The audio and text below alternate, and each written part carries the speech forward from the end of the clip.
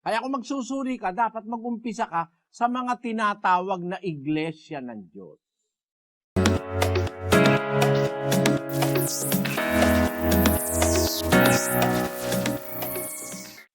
Brother Eli, maraming salamat po. Unang-una po sa lahat, gusto ko magpasalamat sa Diyos sa pagkakataon na ito kasi ito po yung bumabagabag sa akin kasi lagi ko pong naririnig sa kanila na God's love is greater than the law. Hindi po sinasabi nila. So, it's okay to sin kasi napatawad naman na po tayo. It's okay to sin because we're only human. Pero sa puso ko, Brother Eli, parang may mali po dun sa ganung pagkakasabi nila. So, ano po ba yung masaya sa Biblia kung meron man po? Pakiliwanag lang po. Salamat. Alam mo, never in the Bible can you find a verse that it is okay to sin. Walang sinabi ang Diyos kahit kailan na okay lang ang kasalanan. Kung okay lang ang kasalanan, bakit naman paparusahan niya pa si Satanas? Okay lang naman pala ang kasalanan kung okay lang ang kasalanan, okay lang na yung anak mo, rapein mo. Kasalanan yun Yung tatay mo, patayin mo. Okay lang naman pala yun After all, it's called sin. Rapein mo yung anak mo is a sin. Patayin mo nanay mo, it's a sin. Kasalanan yon. Okay ba yon? Dapat kasi, titignan nyo rin yung susuriin nyo. Umpisa pa lang, wala naman Biro mo, susuriin mo, born again. Wala naman sa Bibliang ang pangalan ng iglesia ay born again. Kumbaga sasakay sa bus, alam ba, maraming biyahe papunta sa Quiapo. Kung minsan, hindi naman lahat ng biyahe papunta sa Quiapo, sasakyan mo. Kung ang sasakyan mong bus, mag-isa lang siya, kakarag-karag pa. Pag nasira, wala kang tatransferan. Nung araw kasi ganun, ang pamasahe ko 5 lang. Ang baon ko sa school 20. Pamasahe 5 nun nag-aaral ako Humahanap ako nung bus, yun De Dios. Merong bus nung araw, De Dios Transit. Yun doon ako sumasakay kasi pag nasira siya, may dadating uli after ilang minuto, may dadating na kasunod. Pwede kang i-transfer. Pero pag ang sasakyan mong bus, although papunta pare-pareho sa Quiapo, ang nasakyan mo yung nag-iisa siya, hindi mo tinitignan, baka masakay ka doon sa walang kapartner na bus, maghihintay ka nang gawin yun 3 araw bago ka maalis doon sa kung saan kayo nasira. Bagaman lahat merong signboard papuntang Quiapo. Ay, ibig ko sabihin sa paghahanap ng totoo, dapat una mong titignan signboard. Anong signboard? Kasi ang iglesia sa Biblia, tinatawag iglesia ng Diyos. Dapat makita mo kung saan siya papunta, iglesia ng Diyos. Kanino ba yan? Babasahin ko sa 43:7 ng Isaiah. Bawat tinatawag sa aking pangalan at yaong aking nilikha ay sa aking kaluwalhatian, yaong aking inanyuan, oo, yaong aking ginawa. Ang sa Diyos, tinatawag sa kanyang pangalan. Yun ang kanyang ginawa, yun ang para sa kanyang kaluwalhatian, yun ang kanyang inanyuan. Parang ikaw, kapatid, lahat ng iyo tinatawag sa pangalan mo. Kung may titulo ka ng lupa, nakalagay din pangalan mo. Kasi yung pangalan, yun ang tatak ng ikaw ang may-ari. Kaya asawa ni Aldrin. Pag yung asawa ni Aldrin, tinawag mong asawa ni Alvin, iba yun. Masama yun. Ibig ba sabihin, nasa lisihan si Aldrin. Kaya naging asawa ni Alvin. Diba? Lahat ng iyo tinatawag sa pangalan mo. Brief ni Aldrin. Ballpen ni Aldrin. Pustiso ni Aldrin. Kamiseta ni Aldrin. Ang sa Diyos, tinatawag sa kanyang pangalan. 9:19 ni Daniel.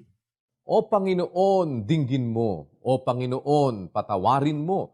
O Panginoon, iyong pakinggan at gawin. Huwag mong ipagpaliban alang-alang sa iyong sarili, O Diyos ko, sapagkat ang iyong bayan at ang iyong mga tao ay tinatawag sa iyong pangalan.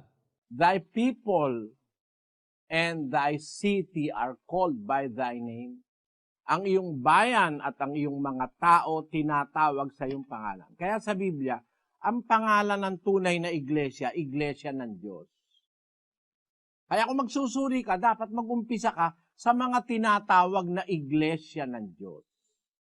Marami ring iglesia ng Diyos. Sa Pilipinas, mahigit 20. Magsusuri ka pa ng mas malalim. Huwag pangalan lang.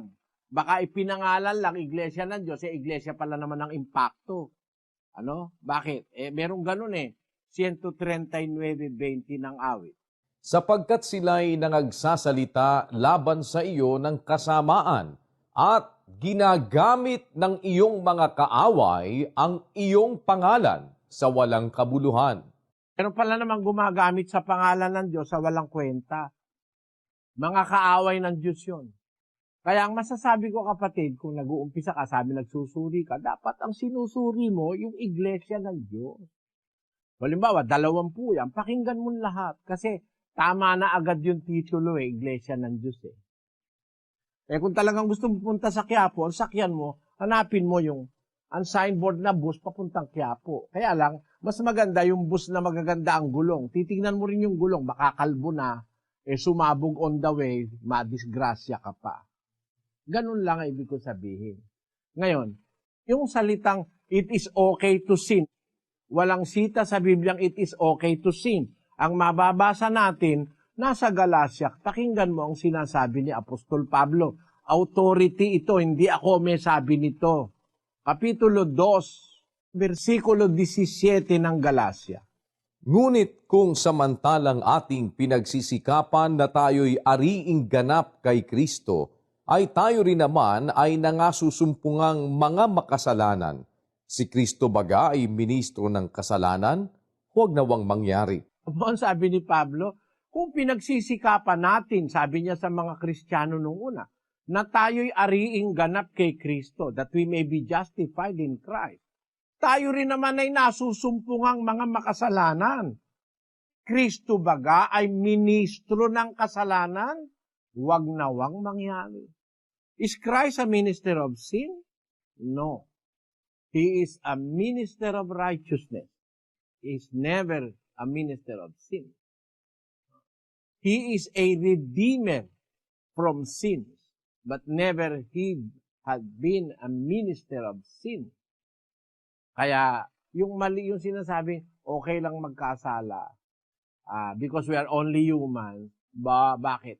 Do you mean to say that humans were created to sin? Is that the intention of God in creating humans? To sin? That is a wrong notion.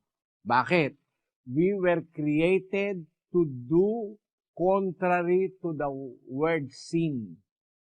Let us read Ephesians 2:10. For we are His workmanship, created in Christ Jesus unto good works, which God hath before ordained that we should walk in them. Ayon. Sabi ng Biblia, tayo kanyang gawa, nilalang kay Kristo Jesus para sa mabubuting gawa. Hindi sinabing para sa kasalanan o para magkasala, sapagkat kami ay tao lamang. Kahit Diyos na ang siyang may utos, dahil sa pagsinta, damdamin din ang siyang nasusunod. Kung Biblia tatanungin mo, kapatid, tayo kanyang gawa, nilalang kay Kristo Jesus para sa mabubuting gawa. Alin ba yung mabubuting gawa? Yun ang kabaligtaran ng kasalanan. Kasi yung kasalanan, masasamang gawa yun. Mabuting gawa, mahalin mo asawa mo. Huwag yung asawa ng iba. Yun ang mabuting gawa. Pero pagka ang minaminamahal mo na, yung hindi mo asawa at asawa na ng iba, nangangalon niya ka. Yun ang kasalanan. Bakit tayo ginawa ng Diyos? Tayo kanyang gawa, nilalang kay Kristo Jesus para sa mabubuting gawa na mga inihanda ng Diyos ng una upang siya nating lakaran. Napakaganda ng sagot ng Biblia sa tanong mo, kapatid. Sana wag ka nang mailigaw.